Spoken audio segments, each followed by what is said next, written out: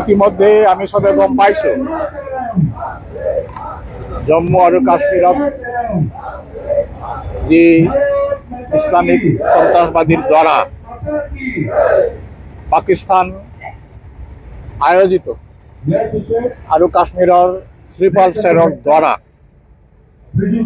পৰ্যটকসকলৰ ওপৰত যি অমানসিক কাপুৰুষালী নিধন যজ্ঞ চলোৱা হ'ল তাৰ প্ৰতিবাদত বিশ্ব হিন্দু পৰিষদৰ আহ্বানত কোকৰাঝাৰ জিলা কেন্দ্ৰত আমি এটা প্ৰতিবাদী সভাত গোট খাইছো।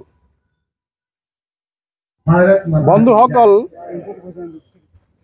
এই যে সময়ে সময়ে ইসলামিক সন্ত্ৰাসবাদৰ যি কলা অধ্যায় স্বাধীনতাৰ পিছত আমি দেখিবলৈ পাইছো। পাকিস্তানে ভাৰত আক্ৰমণ কৰিছে, কেইবাবাৰো কৰিছে, প্ৰত্যেকবাৰেই পাকিস্তান পৰাজিত হৈছে, কিন্তু প্ৰতিবাৰতেই পাকিস্তান পৰাজিত হৈছে।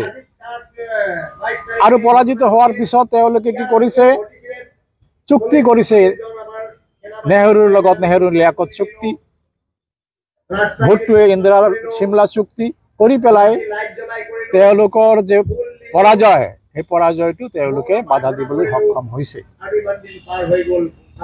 কিন্তু যশস্বী প্ৰধানমন্ত্ৰী নৰেন্দ্ৰ মোদী ভাৰতৰ শাসনভাৰৰ ভাগজুৰি লোৱাৰ পিছত তেখেতৰ দৃঢ় পদক্ষেপৰ জৰিয়তে দীৰ্ঘদিন কোনো ধৰণৰ আতংকবাদী আক্ৰমণ হোৱা নাছিল।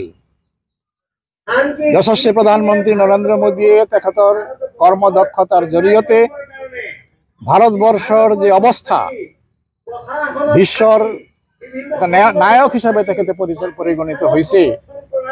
ভাৰতৰ সামৰিক, ভাৰতৰ আৰ্থিক সকলো দিশতে ভাৰতবৰ্ষ বিশ্ব নেতৃত্বৰ পৰ্যায়লৈ গৈছে। সেইকাৰণে আতংকবাদৰ যে মূল মন্ত্ৰ, সেইটো হ'ল যে অৰাজকতাৰ সৃষ্টি কৰা, অৰ্থনৈতিক অৱস্থা দুৰ্বল কৰা, আৰু এইটো প্ৰতিপন্ন কৰিবলৈ পাকিস্তানৰ যে সেনাপ্ৰধান আছে ৱাছিম মুনিৰ, তেখেতে কেইদিনমান আগতে ভাষণত কৈছে যে পাকিস্তান জন্ম হিন্দুসকলৰ বিৰুদ্ধে যুদ্ধ কৰাৰ কাৰণে জন্ম। কাৰ্যসূচী সেইটো পেহেলগামত তেখেতে দেখুৱাই দিলে।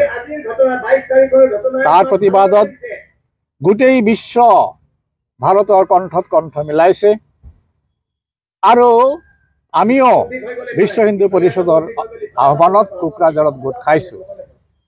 বন্ধুসকল, আমি মনত ৰাখিব লাগিব ইছলামিক আতংকবাদৰ মূল মন্ত্ৰ কি। ইছলামিক আতংকবাদৰ মূল মন্ত্ৰ হ'ল মুল্লাত আৰু কুফেৰ বা কাফেৰ। মুল্লাত মানে কি? সকলো মুছলমান ভাই। কাফেৰ মানে কি?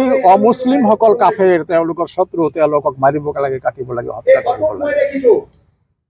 আৰু এটা ইছলামিক সন্ত্ৰাসবাদৰ মূল মন্ত্ৰ কি? সেইটো হ'ল দাৰুল ইছলাম আৰু দাৰুল হাব। দাৰুল ইছলাম মানে কি? য'ত মুছলমানসকল সংখ্যাগৰিষ্ঠ আছে তাত শান্তি থাকিব, আৰু য'ত মুছলমানসকল সংখ্যালঘু তাত উপদ্ৰৱ মচাব লাগিব, যাতে এই দাৰুল হাৰ্বক দাৰুল ইছলামলৈ পৰিগণিত কৰা যায়। আৰু তাৰ সেই প্ৰচেষ্টাৰে অংগ হিচাপে কাশ্মীৰত এনেকুৱা সন্ত্ৰাসবাদী আক্ৰমণ ঘটোৱা হৈছে। জম্মু কাশ্মীৰৰ ৩৭০ ধাৰা প্ৰত্যাহাৰ হৈছে মোদী ডাঙৰীয়াৰ নেতৃত্বত। জম্মু কাশ্মীৰত শান্তি শৃংখলা ঘূৰি আহিছিল। উগ্ৰপন্থী ইছলামিক সন্ত্ৰাসবাদৰ বিৰুদ্ধে দৃঢ় পদক্ষেপ লোৱা হৈছিল আৰু কাশ্মীৰত শান্তি আহিছিল।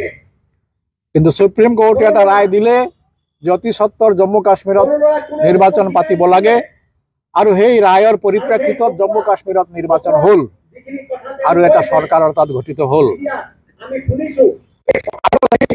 জম্মু কাশ্মীৰৰ ল এণ্ড অৰ্ডাৰৰ যিটো দায়িত্ব, সেইটো ৰাজ্য চৰকাৰৰ। আমি ভাবিবলৈ আচৰিত হওঁ, জম্মু কাশ্মীৰ এটা টুৰিষ্ট স্পট, তাত পৃথিৱীৰ বিভিন্ন ঠাইৰ পৰা পৰ্যটকসকল যায়। এই টুৰিষ্ট স্পটত টুৰিষ্টসকলৰ নিৰাপত্তাৰ কাৰণে এটা কনষ্টেবলো নাই। এই টুৰিষ্টসকলৰ টকা দি এইবিলাক সব নিয়ন্ত্ৰণ হৈ থাকে আৰু এই টুৰিষ্টসকলক হত্যাৰ যজ্ঞ আৰম্ভ কৰিছে। সেইকাৰণে গোটেই বিশ্বৰ সমৰ্থনত প্ৰধানমন্ত্ৰী নৰেন্দ্ৰ মোদীয়ে যি কাম হাতত লৈছে এই কামত গোটেই ভাৰতবৰ্ষই পূৰ্ণ সহযোগ আগবঢ়াব লাগে।